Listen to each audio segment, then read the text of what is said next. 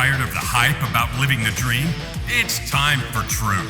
This is the place for tools, power, and real talk so you can create the life you dream and deserve. Your ultimate life. Subscribe, share, create. You have infinite power. Welcome to Your Ultimate Life. And I love the fact that Tim is laughing right to start with. We were chatting. There's this whole time. We don't need any more prep. Let's just jump in. Let's go. Well, it's the truth, because what we were talking about right before I hit record is really simple. I am committed with every breath that I take to help people live the most joyful and powerful life they can. So are you. Yeah. Is that true? Absolutely. Absolutely. We literally said this. We have same purposes, but different execution. And I love that, because there's so much, when we talk about diversity, and we'll probably just jump into this, but when you talk about diversity, we need diversity in our lives. We need different people, different personalities, and we execute all differently. And that's such a misunderstood treasure and value that our world has kind of taken in a different direction, but it's definitely something that we need. You know, one of the things I say to people, one of the things I love to do is help people write books and tell their stories and stuff, right? And people, I hear over and over again, yeah, but what I'm teaching or what I have to share in my book, it's already been said a million times. And I say, you know what? It hasn't. We need another million.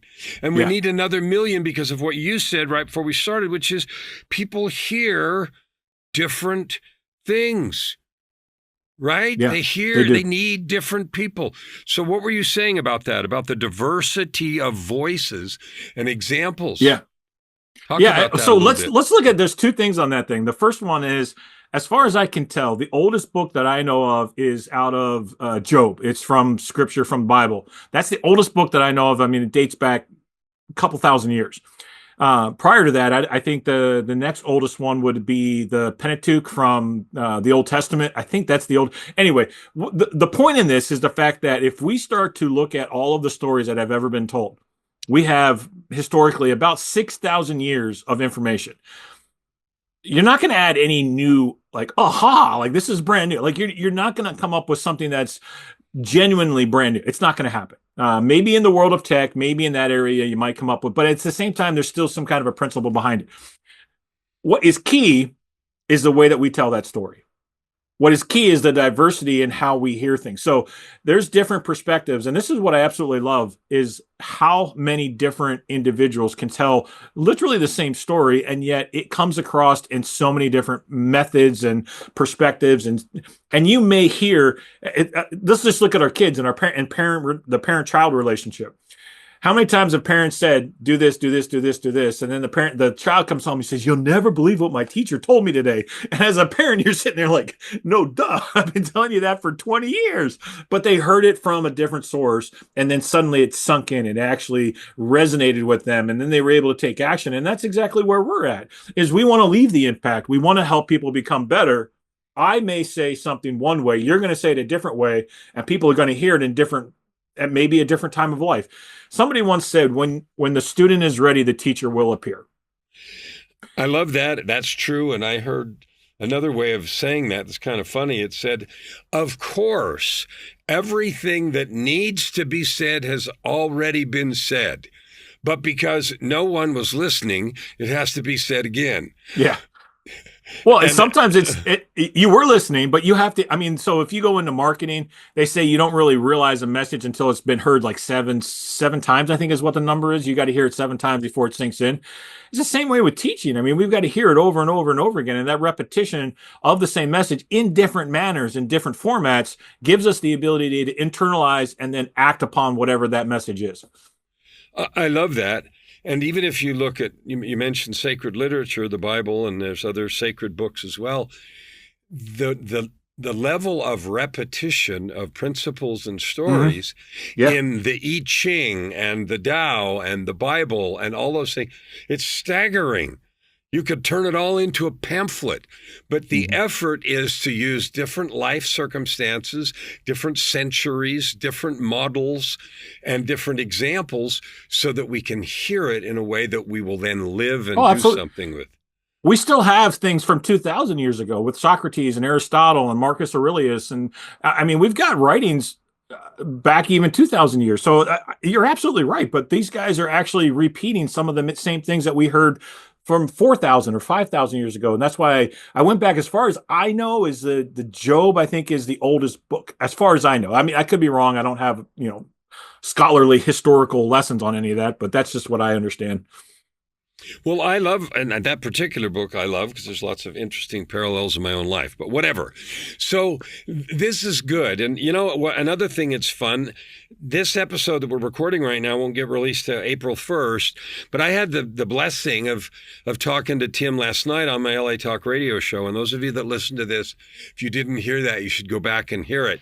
That would have been the episode on February 18th. And we talked a lot about the stuff that he does working with Lego and stuff, but we're going to talk about maybe that a little bit, but some other stuff today. And he opted to be on both shows because you are a different audience than the others listening to that. Yeah. And because we're going to talk about things in a different way. Now, I'm going to ask you a question, Tim. I intentionally use this background behind me, and I hope you're watching this on video and not just listening, but whatever. It's an empty dojo, a martial arts studio, and I've spent thousands upon thousands of hours in one of those places over the decades as I've worked on martial arts. If you look at that and what you know of martial arts and a dojo and a place like that, what does that suggest to you about our ability or about preparation for life or about acquiring skills or any of the things that are right up your alley in terms of teaching? I love this question. I actually have a black belt in karate, so I am very familiar with dojos. And you didn't know that before, so. I didn't. Keep going. Yeah, so there's an interesting thing that I have learned through this, and it is based in and around the word discipline. In my life, I grew up in a very conservative type Baptist background where the word discipline was very negative. It was very, you will be disciplined if you act up or if you act out in a way that's contrary to the way that we have stated. And so it was a very negative connotation. And so pretty much half my life, maybe more, anytime you heard that word discipline, you thought you were getting cracked in the head. I mean, I'm obviously being facetious here, but you felt like the 2x4 was going to come down and break over top of your head because you did something wrong and you were going to be punished for whatever it is. Interestingly enough, when we use the word discipline in the proper manner, and the dojo is a great arena, the discipline is the honing of a skill to master it. So if we discipline ourselves in a manner that allows us to hone that skill, to become a master of that skill, it gives us the ability to be able to walk more confidently. It gives us the ability to have that skill to be able to use for the greater good, for service to others. And that discipline does not have to be a negative connotation. It doesn't have to be a negative thing like what I grew up with. It can be a positive thing. And understanding that we are now being able to discipline our life, our personal interior, I call it the spiritual, persona. If we can discipline that allows us to gain mastery over our emotions, our mental fortitude, our physical beings, and show up in somebody else's life in a way that can impact them and help them become a better person.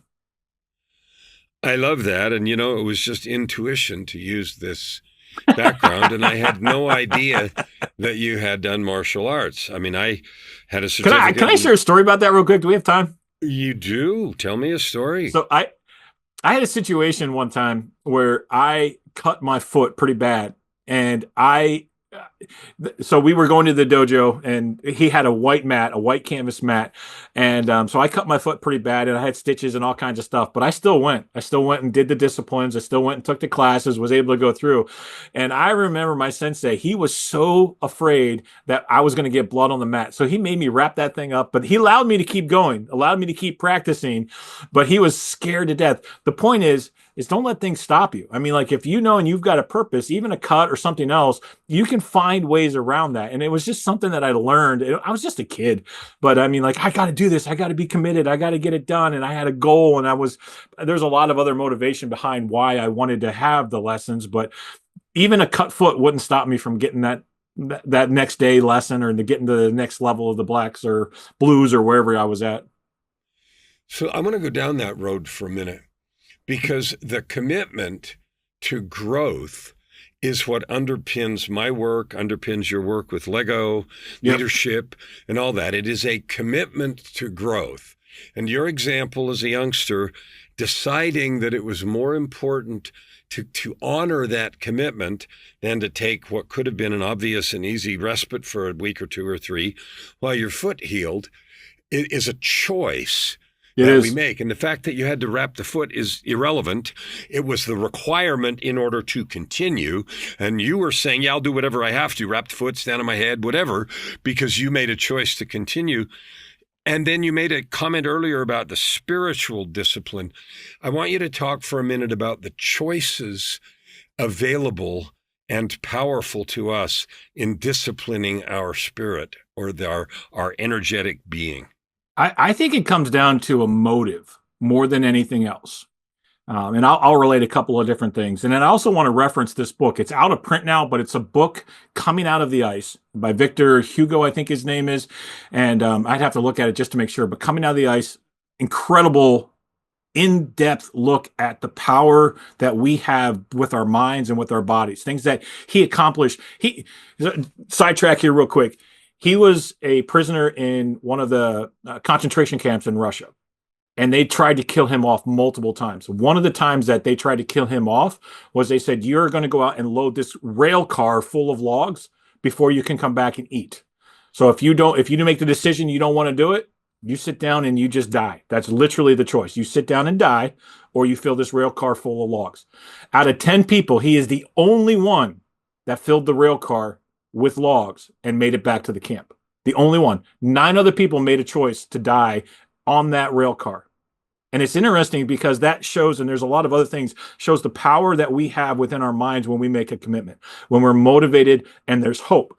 So switching back into this whole aspect of the karate, the reason I wanted karate because I had zero confidence as a kid. I was the one that everybody picked on. I was also the biggest. So there was two things that were going on in my junior high. I was awkward.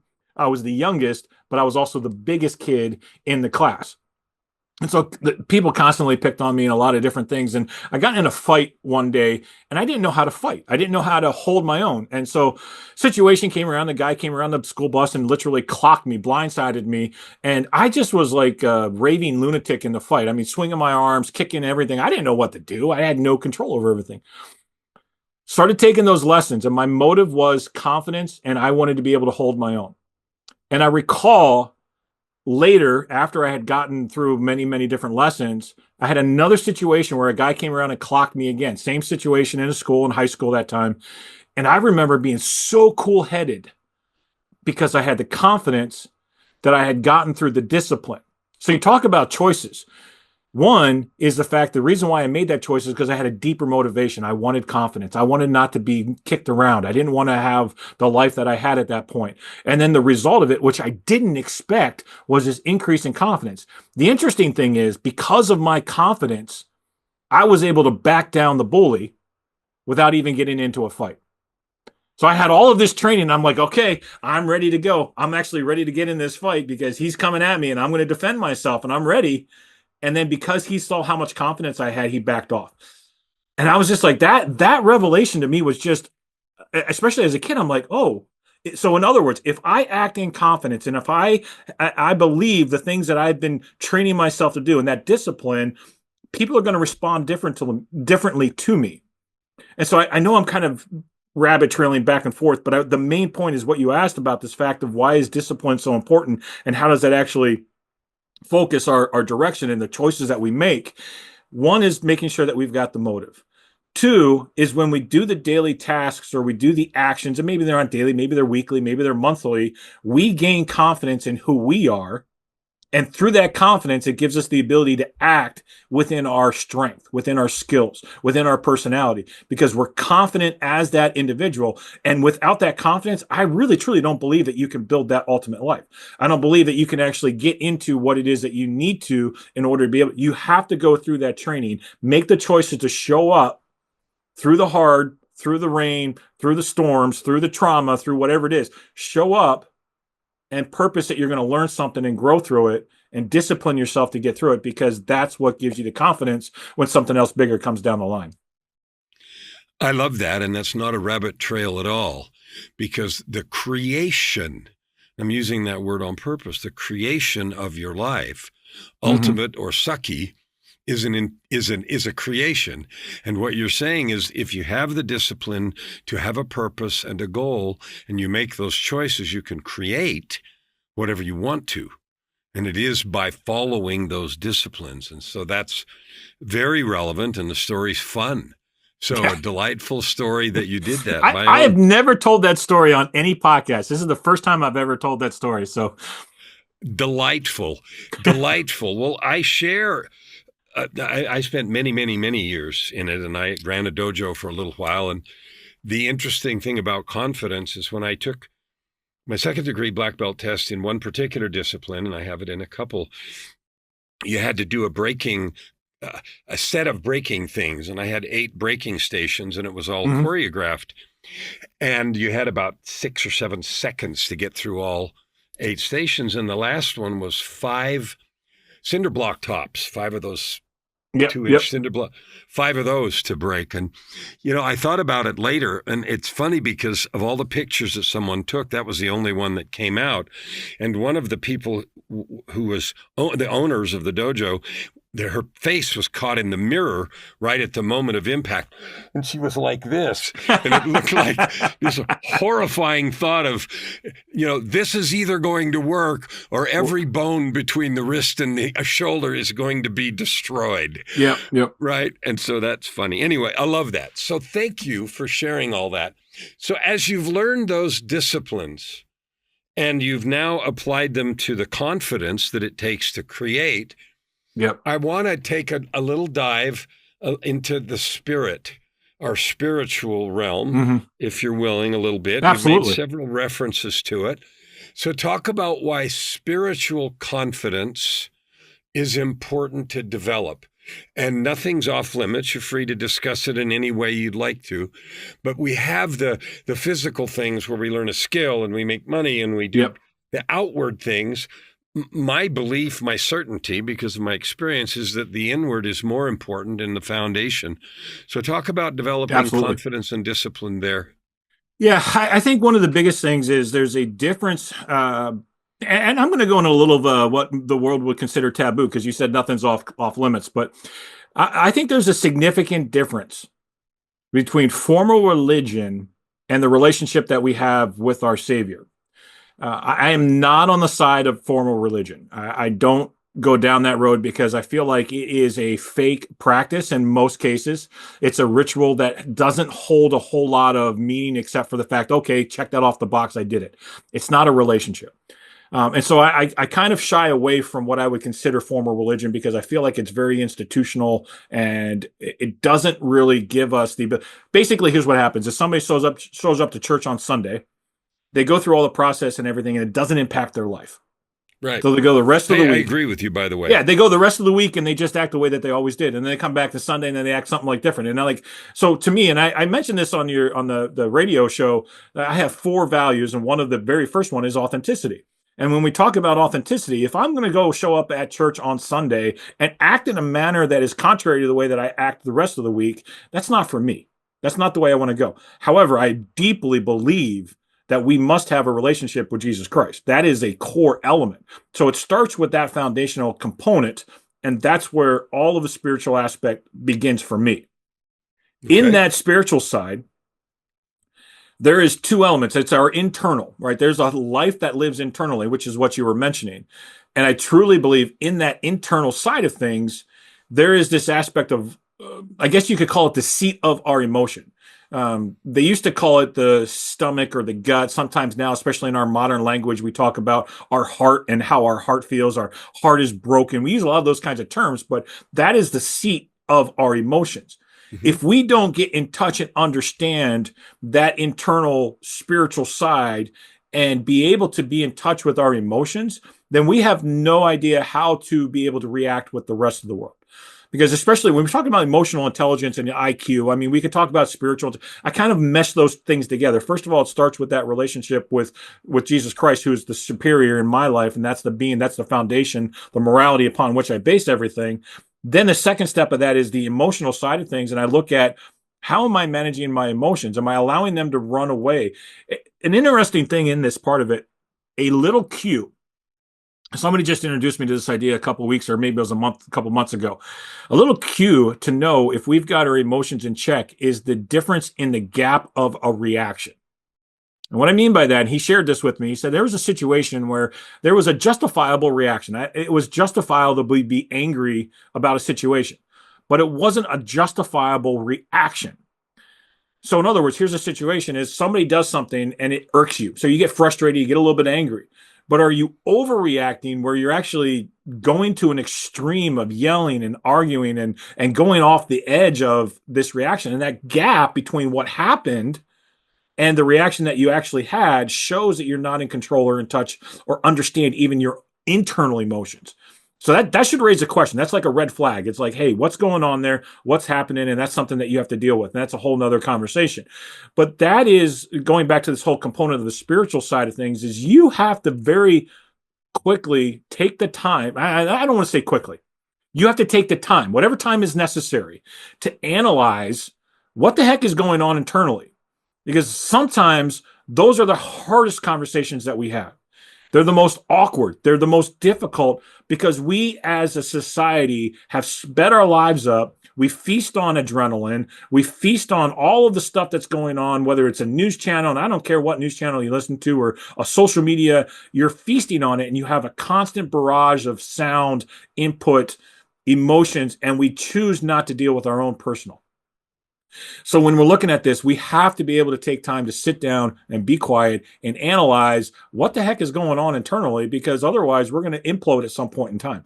And I can tell you I worked with about 100,000 affiliates in a program one time, and all of those affiliates, they all started making some serious money, and every one of them, when they didn't take the time to understand themselves, they imploded. And they imploded through drugs. They imploded through DUIs, or they got thrown in jail. Some of them lost their lives because they were doing things. There was an implosion because they weren't taking care of their own personal internal life, and they weren't growing with the success that was being surrounded around them.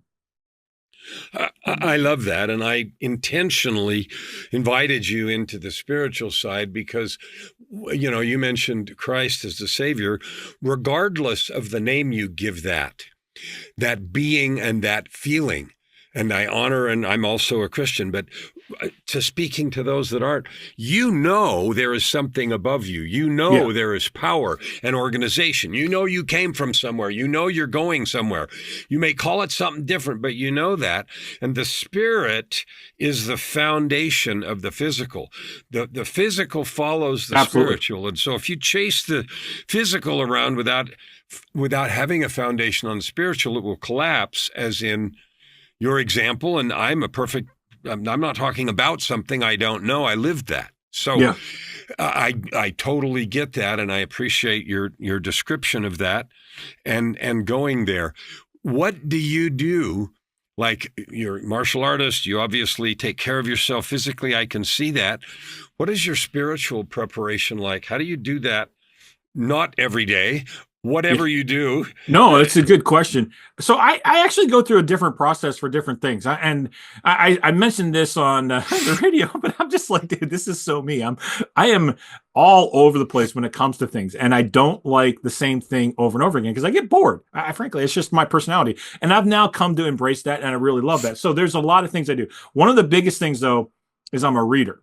I have a whole bookshelf full of books, and it's not, I know there's other people that like audio. They take the time I want to physically read a book. And here's why. First of all, it slows me down. Now, I'm a pretty fast reader.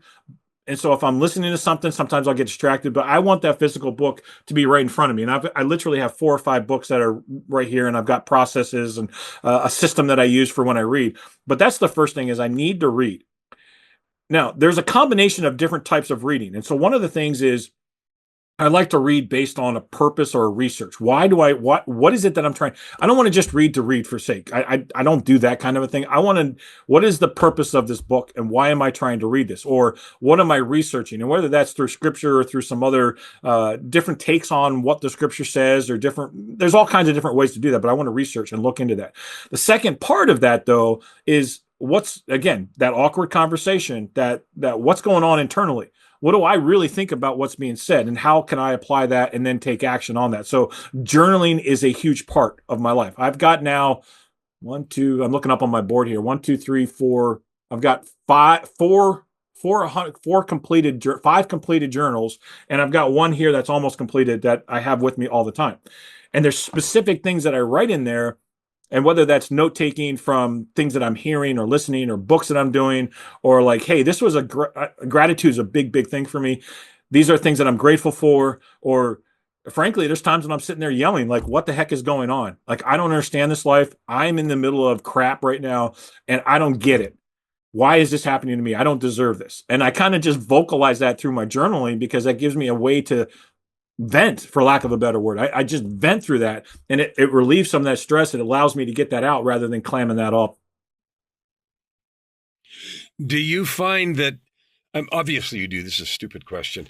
What I was thinking was, there's no stupid questions. We're all good. I mean, the answer is obviously yes. You find that this diversity and focusing on this internal conversation keeps you grounded and connected to the spiritual plane. Absolutely. 100%. Do you find that grounding and connecting to the spiritual plane is a non-negotiable essential to your life? Absolutely. And I would add one more thing to that, because we talked about kind of the study and the intake. There's another piece of that I didn't mention, which is the disconnect. We have to disconnect. And every year we plan to disconnect. And sometimes I disconnect with myself. In other words, I'm just by myself. But other times I'll actually disconnect, and I'll take people that I really love and trust. And frankly, in the last 4 years, I think it's been with my boys, my two oldest boys. He's 25 and 22. And we'll actually go on a backpacking trip anywhere between 3 and up to 5 days. And on that backpacking trip, you don't have any cell signal. You don't have anybody else that you're counting on. You pack in all your food. You pack in your tent. You pack in everything that you're going to need to survive for the next 5 days. You're packing that in. And when I'm saying disconnect, you're grounding yourself back to what I call the nature aspect. And there's a very important key. When we ground ourselves back to nature, it shows us how small we are. Sometimes, especially in my own life, I tend to get egotistical, and I like to get a big head. And I think, oh man, look at all this great stuff that I'm doing. And then I go out in the woods and I sit there, and it's pitch black, and you see all these millions of stars up there, or you hear the owls calling, and all the different things that are going on. It's amazing how small you feel, and it shows you truly how this little bit of my life it's insignificant, but yet it is significant. And I'm honored to be a part of that. I'm honored that somebody would use me, because there's so many other things out there in this universe that are just so much more beyond what I understand and how I can even cope. So that grounding with nature gives us that chance to really come back to a base of humility.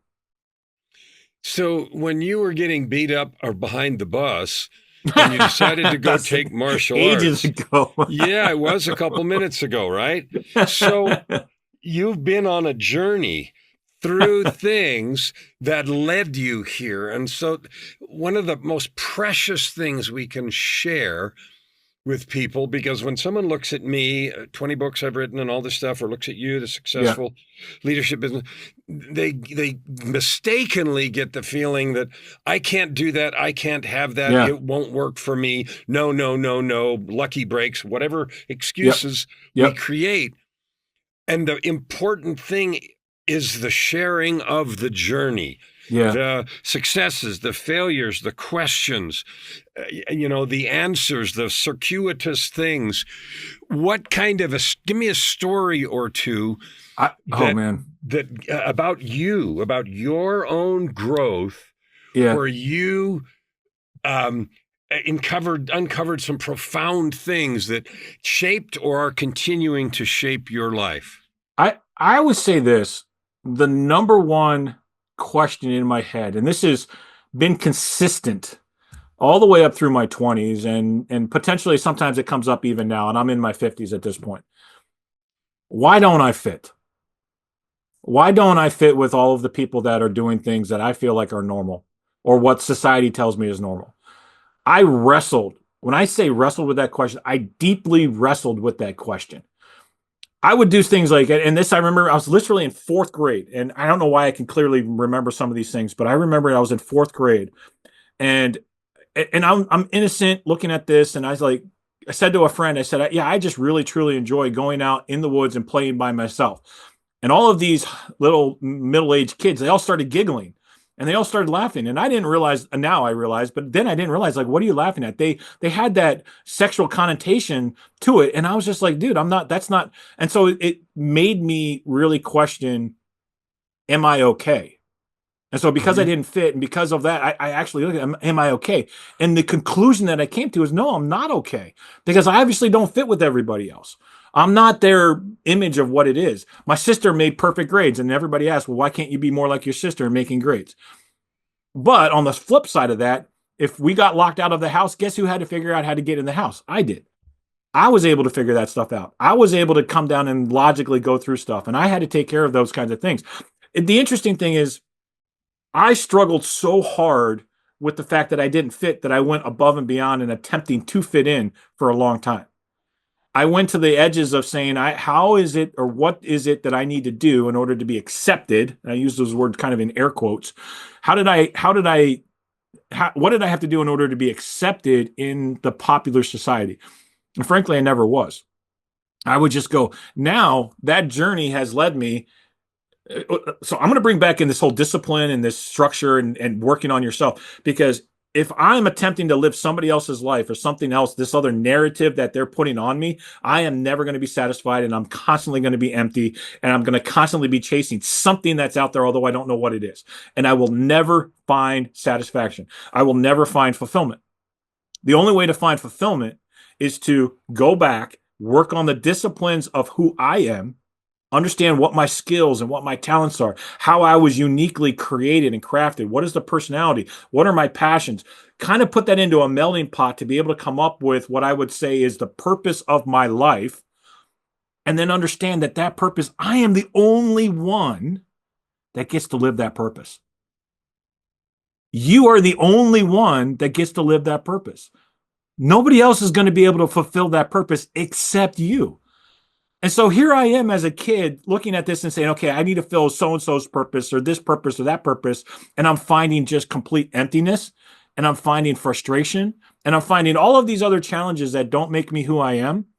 And it wasn't until I actually went on this journey of self-discovery and be able to say, okay, what is my purpose? And then realizing I was placed here on earth for that purpose. And I'm the only one that gets to be Tim Croll. Nobody else does. So whoever's listening, I would say this: you're the only one. And I want you to say this out loud. I'm the only one, and put your name in. I'm the only one that gets to be, and put your name in there. Because you have a unique purpose. You have a specific calling, a way to be able to impact this world that nobody else can do. I am grateful that you said that. I share, I echo, I agree with that message. And that uniqueness, everybody says I'm special, and other people say, yeah, different sides of that thing. But the literal, absolute, eternal, profound truth is you're divinely created. You're here for a reason. You had a purpose that you not only agreed to, but you were stoked about before you came. And you have the gifts and talents unique to that purpose. And so, of course, you don't fit in anybody else's narrative. You can't. Yep. And embracing, that truth, and then relaxing into the discovery process instead of frantically panting your way, trying to force the discovery process, is so rewarding and joyful. Does that sound right to you? Absolutely. I would add one more thing to that. Everything was spot on. And I would add one more thing to that. This was another area of struggle. I used to bemoan or begrudge the experience that I had in life. Some of the stuff that I had to do as a child through middle school or junior high. We ended up moving when I was in ninth grade. We moved from one side of the state to the other side of the state, from East Pennsylvania to West Pennsylvania. Uprooted, new friends, new everything. Then I went to one school for a year, and then we changed and we went to another school. So I literally spent 2 years in the school that I graduated. Then I went to college and I moved around. I have had a lot of experiences. I used to begrudge that because I'm looking at like, well, why couldn't I have a stability? Why couldn't I be something normal? Why couldn't I?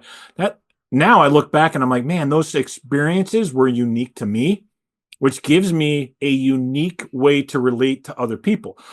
So I would strongly encourage those that are going through things, and whether it's a move or maybe it's trauma, maybe it's an accident, maybe it's I broke my leg my junior year of high school, broke my leg, was unable to play in the basketball game. Just so you guys know, and most people don't understand this, but I had a 60% shooting average when I was on the court. It's huge when you're in high school. Yeah. It's a high percentage field goal percentage rate. So I had a 60%, a huge chance at scholarships, a lot of other things. And I broke my leg and lost an entire year, which set me back massively in that. And then I went and I got to college, and the very first game that I was on the court, I jumped up and I twisted my ankle. I never played one game of college ball, not one game, because I couldn't play. And then everything moved off and I ended up going in a different direction. So I look at that and think, oh man, it's a waste. But yet at the same time, it gave me the ability to understand my human body and the amount that I could take. And when there's a lot of things that go into this, and I'm talking kind of fast because I feel like we're getting close to our time here, but you mentally, physically can do far beyond what you actually think you can do. Far beyond. And that's, again, coming back to this coming out of the ice. That book opened my eyes because I read it right about the time I broke my leg. You have the ability to do things that you didn't even know that you could accomplish. And if you give yourself permission to try and to push and to break through that, well, I don't feel like I could. If you give yourself permission, physically, mentally, spiritually, socially, you can do it far, far more than you believe you can. And if I can instill that belief on somebody, then I'll say this entire thing was worth it. If we can just instill that belief on one person saying you can do it, this whole entire conversation is worthwhile. I second that and agree with that. And I would say I'm thankful for you for saying all that and saying it so convincingly and powerfully, because it is almost always the tough stuff that we have that shape our character and that causes us to blossom and grow. It's not the successes. It's the things that at the moment feel like terrifying and bad. And our ability, being divine beings, we have that DNA. So why is it shocking that we can create awesomeness?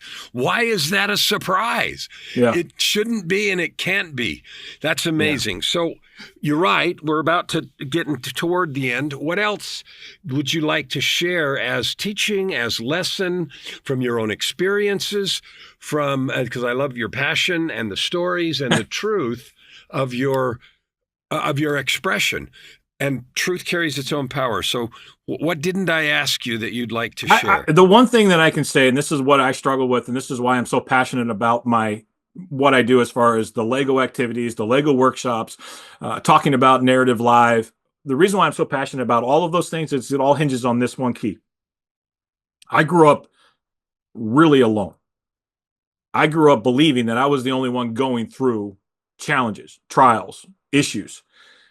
There were many, many times, and I can go back and recite many stories where I thought, well, I'm the only one that has to do this. I'm the only one that can do this.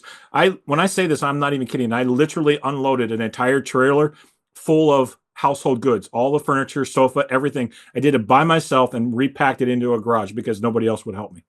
And I mentally just put my mind to it. So I know from experience that you can overcome a lot. But here's the thing that I want to make sure I express. I did it out of a false belief or a false narrative that I was the only one.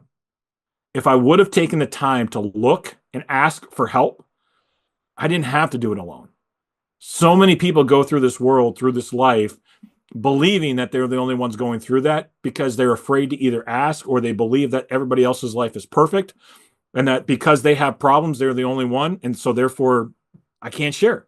That's so much a false narrative. And I wish I could break that, because if we can get past this aspect and be able to be humble enough to reach out and ask for help, the whole world can change for you. The whole world can open up into this huge thing that you don't even know is possible.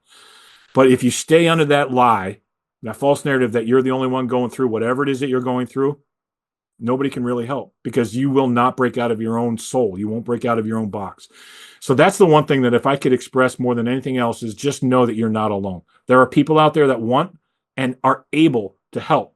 And all you have to do is either pick up the phone or reach out via email or just contact somebody, because there's people there that are desperate and want to be able to help you because they've gone through it and they know exactly how you're feeling. Thank you for sharing that. I 100% agree. I'm the only one is a common theme when we do coaching and when we talk to people.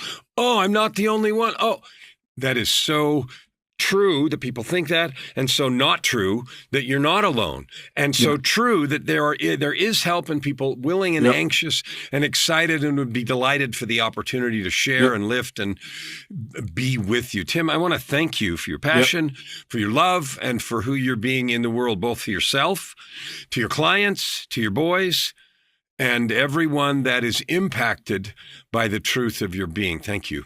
Yeah, thank you. Thanks for having me. And this has been incredible. I mean, I love hearing from people, yourselves, as well as anybody that's listening. So please reach out. I'd love to hear you. How's the best way to get a hold of you?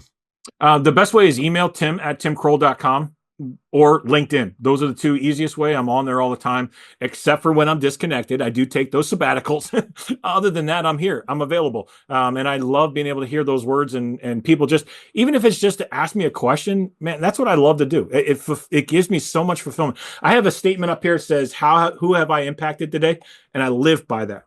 I just want to leave an impact. And if somebody asks a question, I'm more than willing to connect with you. I want to emphasize that Tim means it when he says that. I know him from several interviews, and also because over the years I've become good at reading people's energy. I want you to listen to this a couple of times. Tim talks fast, and that's good because there's a lot packed in there, and that's okay.